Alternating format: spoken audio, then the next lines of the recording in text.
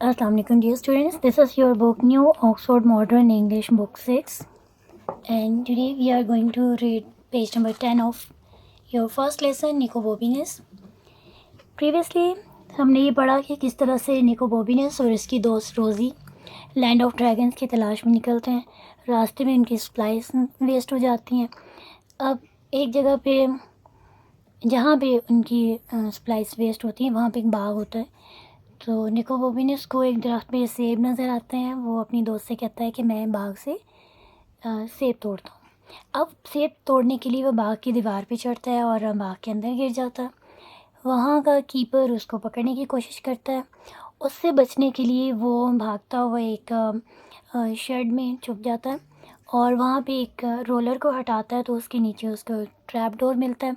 उसको खोलता है, उसके अंदर देखता है कि सीढ़ियाँ नीचे की तरफ जा रही होती हैं तो वो नीचे चला जाता है। नीचे काफ़ी फिसलन होती है, अंधेरा होता है तो बिल्कुल एंड पे जाके वो गिरता है। अब वहाँ पे कीपर आ जाता है उसके पीछे। वो मना भी करता है कि नीचे अंधेरा है, फिसलन है, मत आओ, लेकिन वो आता है। बस उसको निको बॉबिनस को पकड़ना होता है। अब वो सीढ़ियों से फिसलता है और धड़ाम से फर्श पे गिर जाता है, बेहोश हो जाता है। अब निको बॉबिनस कहता है कि मुझे कोई इसके लिए कोई हेल्प ढूंढनी चाहिए। So we start the reading of the page number 10। I must get help, मुझे मदद तलाश करनी चाहिए, सेड निको बॉबिनस टू हिमसेल्फ। निको बॉबिनस ने खुद से कहा। And he began groping around in the blackness to find another way out, और बाहर निकलने का कोई और रास्ता ढूंढने के लिए उसने अंधेरे में इधर उधर टटोलना शुरू किया। ग्रोपिंग का मतलब होता है टटोलना। वेन ही फाउंड इट, जब उसे वो रास्ता मिला, however he his heart sank, ताहम उसका दिल डूब गया। The only exit appear to be a narrow gap, सिर्फ एक रास्ता था बाहर निकलने का और वो भी एक तंग सी जगह थी। डाउन बाय द फ्लोर, नीचे फर्श पर। नो मोर देन अ फीट हाई, 1 फुट हाई नहीं थी वो, इससे ज़्यादा ऊंची नहीं थी। I can scrum through that, मैं तो इसमें से बल खा के गुजर ही नहीं सकता। इन द पिच डार्क, इतना अंधेरा है। He said himself to himself, उसने खुद से कहा। But at that very moment he heard Rose's cheerful voice saying you can do it. इसी लम्हे वो रोज़ी की खुशी से चहचहाती हुई आवाज़ सुनता है कि तुम ऐसा कर सकते हो। Nico Bobinus span round, and there, to his immense surprise, was nothing. No Rosie, no anybody.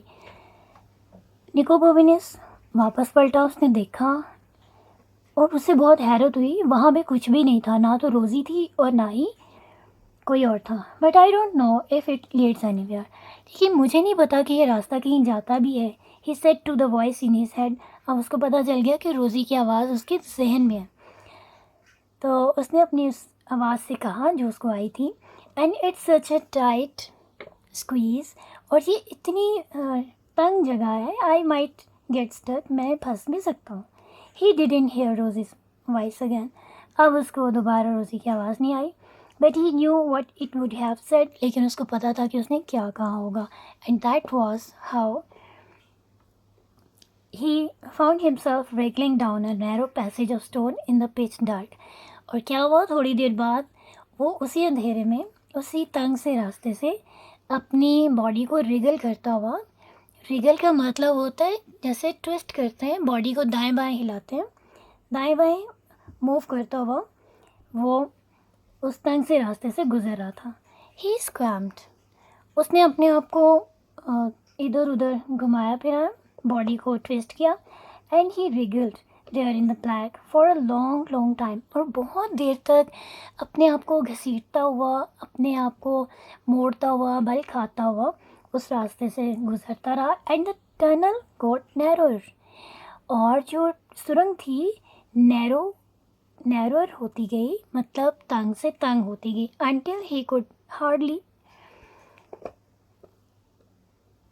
Inch along it, यहाँ तक कि वो 1 इंच तक तंग रह गई थी। और इसके साथ साथ वो चलता जा रहा था और इतनी तंग जगह से गुजरना उसके लिए मुश्किल था। आई एम गोइंग बैक, मैं वापस जा रहा हूँ। ही सेड टू हिमसेल्फ, उसने खुद से कहा। बट ही डिडंट, लेकिन वो वापस गया नहीं। He just kept wriggling and squirming until suddenly he found he could stand up. यहाँ तक कि उसको एक ऐसी जगह मिली जहाँ पे उसको पता चला कि वो खड़ा हो सकता है. He took a pace forward. उसने एक कदम आगे बढ़ाया and immediately fell over stone steps leading up. अब चूंकि अंधेरे में उसको पता नहीं था कि आगे सीढ़ियाँ, उसने अगर एक कदम आगे बढ़ाया भी तो आगे सीढ़ियाँ थी जो उसको नज़र नहीं आई, तो उन सीढ़ियों पे गिर गया. ओह, ही सेड. अब दर्द से उसकी आह निकल गई. Although that what he really meant was thank goodness. वैसे तो ऐसे लग रहा था कि उसने दर्द से कहा है ओह, लेकिन असल में उसका मतलब ये था कि शुक्र है मुझे रास्ता मिला. He began to climb. वो चढ़ने लगा and he was still climbing some minutes later. और कुछ मिनट बाद तक भी वो चढ़ता जा रहा था. It must be a tower. मुझे लगता है ये कोई टावर होगा. He thought. उसने सोचा. और the grandest house in Venice, या वेनिस का कोई बहुत बड़ा घर होगा. But at that very moment, लेकिन उसी लम्हे में ही saw a crack of light. उसने रोशनी की एक किरण देखी. He stretched out his hand and found himself touching a catch. उसने अपना हाथ आगे बढ़ाया और उसका हाथ लगा एक कुंडी के ऊपर. कैच था दरवाजे में जो कुंडी होती है, उसके ऊपर उसका हाथ लगा. And that clicked softly in the dark, जो कि एक खटकी की आवाज़ के साथ खुल गई और अभी भी बहुत अंधेरा था. A panel suddenly slid open. एक दरवाज़ा सा खुल गया, अचानक खुला. एंड निको बॉबी ने step through into the most amazing room he had ever seen. और इसके साथ ही वो एक हैरान कुन कमरे में दाखिल हुआ. इतना हैरान कुन जिसको उसने पहले कभी नहीं देखा था. Students, this is all about your lesson निको बॉबीनेस. और उसके बाद जो असल नावल है आपको वो पढ़ना चाहिए, क्योंकि इसके बाद एडवेंचर्स एंड ट्रिकी सिचुएशंस का एक नया सिलसिला शुरू होता है. About the author, these are the first 2 chapters from a novel called Nico Bobbiness bye टैरी Jones. इसके बारे में मैंने आपको पहले बताया. It is a full of humour and adventure. Novel humour और एडवेंचर से फुल है और आई रिकमेंड कि आप ये नावल ज़रूर पढ़ें. इसके साथ और भी बहुत सी बुक्स हैं. और टैरी जोन्स जो है वो कमेडियन भी था, स्क्रीन राइटर, एक्टर भी था, डायरेक्टर एंड हिस्टोरियन.